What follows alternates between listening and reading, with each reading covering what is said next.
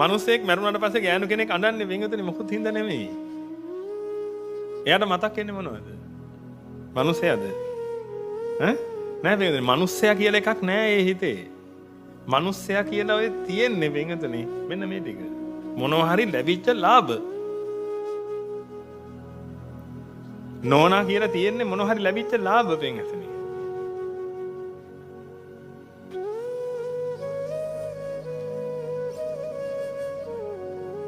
ආදරෙන් කතා කළා. ලෙඩ දුකට බැලුවා. හරි හොඳයි. මොනවා හරි වෙන්ගතුනේ ඔය තියෙන ලාභ මොනවා හරි තමන්ට ආස්වාදයේ දුන්න දේවල්.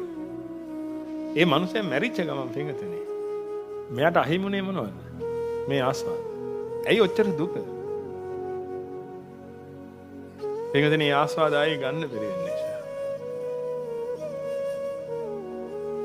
එහෙම මේ ඔය අද්දකින් විඳපුවා ඉන්නව නේද? ඇත්තට මේ වෙලාවට දරන්න බැරි තරම් පපුවට වේදනාවක් කරන්නේ. ශෝකෙන් නතර වෙන්නේ නැහැ නේද? පරිදේවයට ඇවිදින්න. උපායාසයටත් එනව නේද? ඇඟ දරා ගන්න බැරුව වැටෙනව නේද වෙන්ගතුනේ බිම?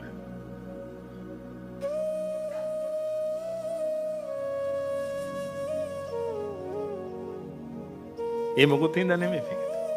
මෙන්න මේ ගත්ත ටික ගන්න බැරි නිසා. 3 මාසේ දාන්න එහෙම දුන්නාට පස්සේ මොකද වෙන්නේ?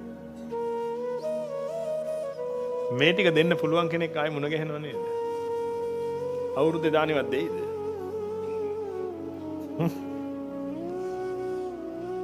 අර පින්වතුනි මැරිච්ච වෙලාවේ වල දාන වෙලාවේ වලටත් පැන්න අපි.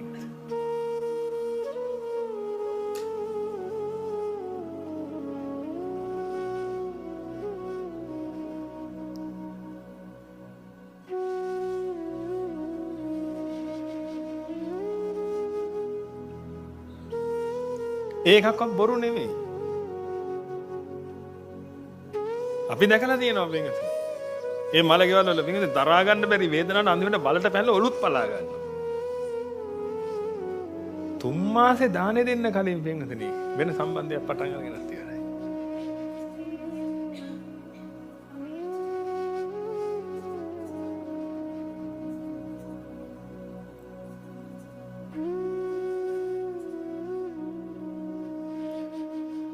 බලුකමද? ඒකට කියන්නේ බලුකමද?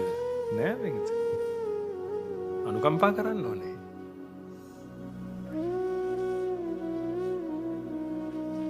තුන් මාසේ දාන වෙනකන් හිටියෙක් ගැන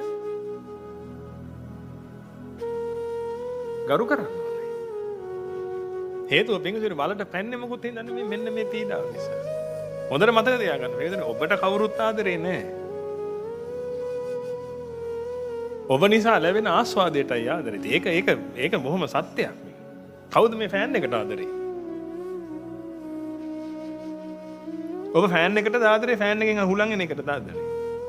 හුලං එන්නේ ෆෑන් එකට මොකද කරන්නේ? ඒකයි. ඒක විසි කරලා දාලා බෙහෙන්නේ හුලං එන එකක් ගේනවා. මොකද ඔබට ෆෑන් එකේ නෙමෙයි අවශ්‍යතාවය තියෙන්නේ. ෆෑන් එක කියන්නේ රොඩ්ඩක්. ඒකෙන් ලැබිච්ච ආස්වාදයක් තිබුණොත් වෙන අන්න ඒකයි මිනිසුන්ට ඕනේ. මොකද පින්වතුනි තමන්ව පවත්වාගෙන යාමක් නේ කරන්නේ.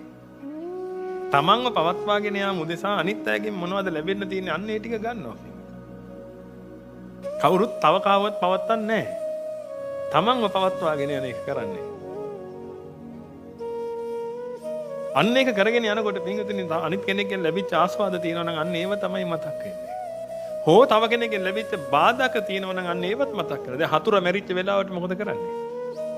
හොඳ වැඩේ ඔක මැරෙන්න තිබ්බේ අද නෙමෙයි. මැරිය ඔක ආයි මැරිය තවත් මැරිය කිය මක් කරනවද? දැන් ඒ පැත්තට කියනවා පින්වතුනි. දැන් මතක් උනේ කාවද? හතුරවද නැත්නම් පින්වතුනි ආපු පීඩාවක්ද? මේ පීඩාව. ඉතින් අර මැරිච්ච එක ගැන හරි සතුටුයි පින්වතුනි මොකද මේ පීඩාවන් ආයි එන්නේ නැහැ කියලා. නමුත් තමන්ගේ කෙනා කවුරු හරි මරණයට පස්සේ පින්වතුනි හරි වේදනාවයි මොකද හේතුව අර ආස්වාද ආපහු ගන්න බැරි නිසා ඒක.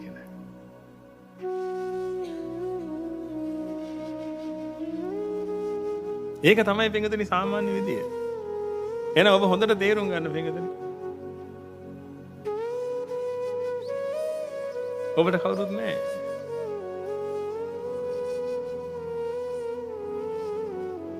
දැන් කරගත්තොත් විතරයි.